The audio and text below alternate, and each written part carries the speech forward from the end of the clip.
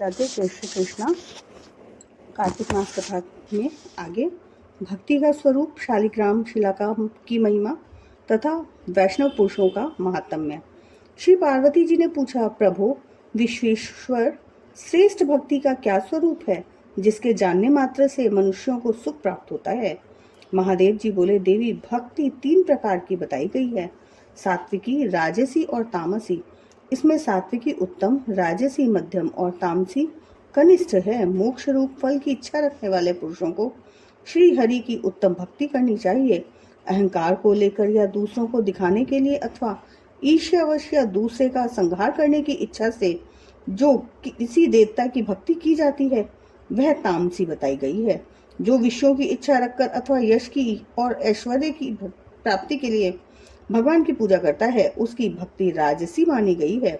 ज्ञान परायण ब्राह्मणों को कर्म बंधन का नाश करने के लिए श्री विष्णु के प्रति आत्मसमर्पण की बुद्धि करनी चाहिए, यही सात्विकी भक्ति है।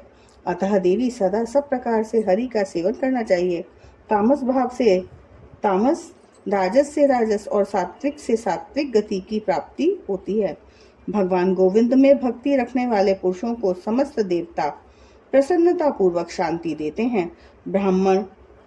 ब्रह्मा आदि देवेश्वर उनका मंगल करते हैं और प्रधान मुनीश्वर उन्हें कल्याण प्रदान करते हैं। जो भगवान गोविंद में भक्ति रखते हैं उनके लिए भूत पिशाचों सहित समस्त ग्रह शुभ हो जाते हैं। ब्रह्मा आदि देवता उन पर प्रसन्न होते हैं तथा उनके घरों में लक्ष्मी सदा स्थिर रहती है। भगवान गोविंद में भक्ति रखने वाले मानवों के शरीर में सदा गंगा, गया, नैमिषारण्य, काशी, प्रयाग और कुरुक्षेत्र आदि तीर्थ निवास करते हैं। इस प्रकार विद्वान पुरुष भगवती लक्ष्मी सहित भगवान विष्णु की आराधना करें। जो ऐसा करता है वह ब्राह्मण सदा कृतकृत्य होता है, इसमें तनिक भी संदेह नहीं है। पार्वती, क्षत्रिय, वैश्य अथवा शूद्र ही क्यों ना हो, जो भगवान विष्णु की विशेष रूप से भक्ति करता है वह निसंदेह मुक्त हो जाता है। पार्वती जी ने पूछा, सुरेश्वर, इस पृथ्वी पर शालग्राम शिला की विशुद्ध मूर्तियां बहुत सी हैं, उनमें से कितनी मूर्तियों को पूजन में ग्रहण करना चाहिए? महादेव जी बोले, देवी, जहाँ शालग्राम शिला की कल्याणमयी मूर्ति सदा विराजमान रहती है उस घर को वेदों में सब तीर्थों से श्रेष्ठ बताया गया है। ब्राह्मणों को 5, क्षत्रियों को 4, वैश्यों को 3 और शूद्रों को 1 ही शालग्राम मूर्ति का यत्नपूर्वक पूजन करना चाहिए। ऐसा करने से वे इस लोक में समस्त भोगों का उपभोग करके अंत में भगवान विष्णु के सनातन धाम को जाते हैं। यह शालग्राम शिला भगवान की सबसे बड़ी मूर्ति है, जो पूजन करने पर सदा पापों का अपहरण करने वाली और मोक्ष फल देने वाली है।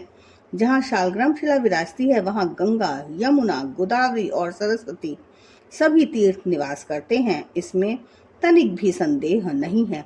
अतः मुक्ति की इच्छा रखने वाले पुरुषों को इसका भली भांति पूजन करना चाहिए। देवेश्वरी, जो भक्ति भाव से जनार्दन का पूजन करते हैं उनके दर्शन मात्र से ब्रह्म हत्यारा भी शुद्ध हो जाता है। पितर सदा यही बातचीत किया करते हैं कि हमारे कुल में वैष्णव पुत्र उत्पन्न हो, जो हमारा उद्धार करके हमें विष्णु धाम में पहुंचा सके। वही दिवस धन्य है जिसमें भगवान विष्णु का पूजन किया जाए और उसी पुरुष की माता, बंधु बांधव तथा माता पिता धन्य है जो श्री विष्णु की अर्चना करता है। जो लोग भगवान विष्णु की भक्ति में तत्पर रहते हैं उन सबको परम धन्य समझना चाहिए। वैष्णव पुरुषों के दर्शन मात्र से जितने भी उत्पातक और महापातक हैं उन सब का नाश हो जाता है। भगवान विष्णु की पूजा में संलग्न रहने वाले मनुष्य अग्नि की भांति तेजस्वी प्रतीत होते हैं। वे मेघों के आवरण से उन्मुक्त चंद्रमा की भांति सब पापों से मुक्त हो जाते हैं। वैष्णवों के पूजन से बड़े बड़े पाप नष्ट हो जाते हैं। आर्द्र, स्वेच्छा से किया हुआ पाप, शुष्क, अनिच्छा से किया हुआ पाप, लघु और स्थूल, मन, वाणी तथा शरीर द्वारा किया हुआ, प्रमाद से होने वाला तथा जानकर और अनजान में किया हुआ जो पाप है वह सब वैष्णवों के साथ वार्तालाप करने से नष्ट हो जाता है। साधु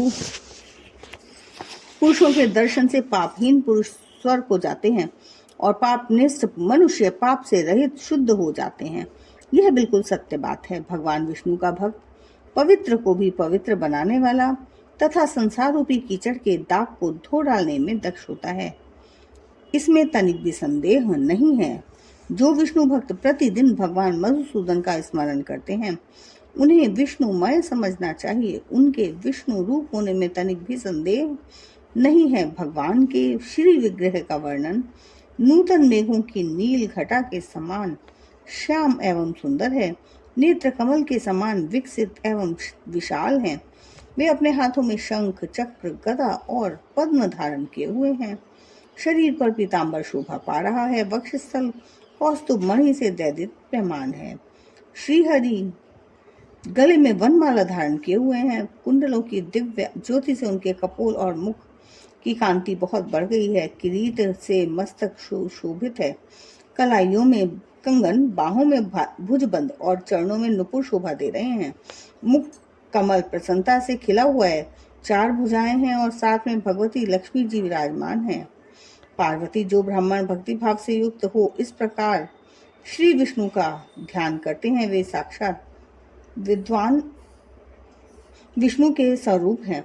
वे ही वास्तव में वैष्णव हैं, इसमें तनिक भी संदेह नहीं है। देवेश्वरी उनका दर्शन मात्र करने से, उनमें भक्ति रखने से, उन्हें भोजन कराने से तथा उनकी पूजा करने से निश्चय ही वैकुंठ धाम की प्राप्ति होती है। राधे राधे। जय श्री कृष्णा।